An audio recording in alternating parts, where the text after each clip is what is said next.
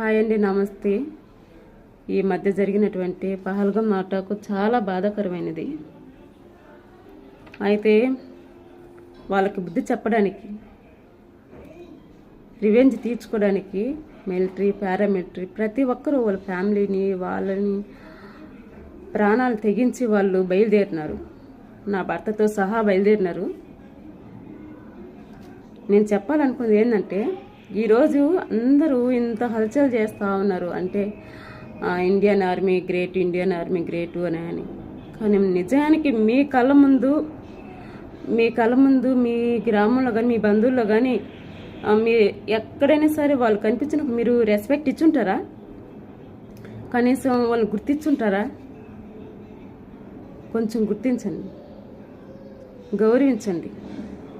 ప్రతి ఒక్కరిని గౌరవించండి. కుల, మత, ఈ గజ్జ గోల అంతా వదిలేసి ముందు అలాంటి వాళ్ళని గౌరవించండి. వాళ్ళని ప్రోత్సహించండి. ఎక్కడెక్కడ చెత్త అంతా ప్రోత్సహించకుండా వాళ్ళని ప్రోత్సహించండి. అట్లాగా ప్రతి ఒక్కరు ధైర్యంతో ముందుకు వస్తారు.